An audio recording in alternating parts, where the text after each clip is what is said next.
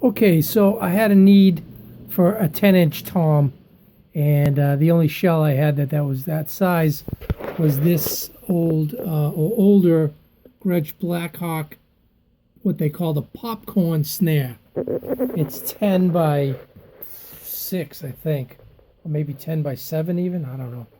Anyways, the problem was there was a snare bed on this drum that, in my opinion, from the factory was not engineered or designed properly.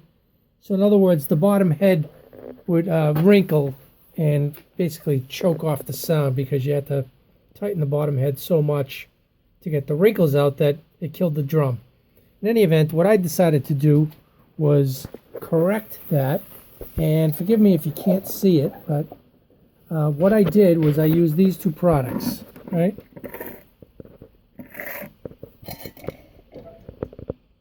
Basically, it's Gorilla Glue and Loctite Super Glue.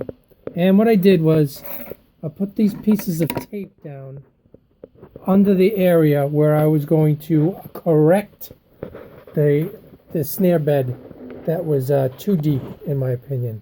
Right? So piece of tape there, piece of tape there.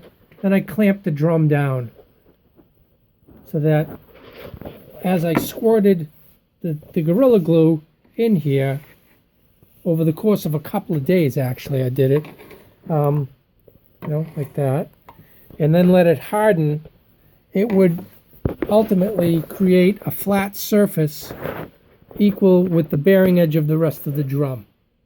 Okay, so of course, it didn't look like this when I first did it. There was bubbles of Gorilla Glue coming out of here left and right. It was all growing as Gorilla Glue does on both sides of the bearing edge. So in the course of a few days, I let it dry.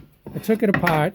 I then flipped it over, and then using a sanding block like this, I basically sanded this as smooth and as straight as I could.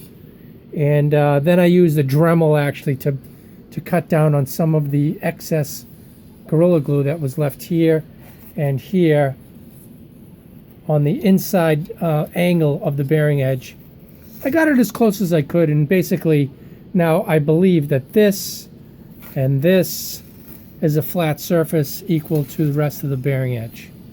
Okay, so I don't know how that's going to work, but that's how I did it. Oh, and in certain areas where the bubbles created by the Gorilla Glue created divots, I used the super glue and just dabbed it on there, and then with some kind of a flat surface, I used like a plastic scraper. I just evened it across, waited like a half a day for that to dry, used the sanding block again, sand, made that smooth and even. In any event, I'm going to put the drum together and see if it works.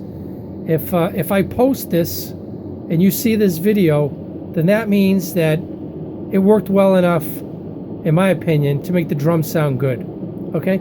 If you don't see this, well, you'll never see it. That means it failed.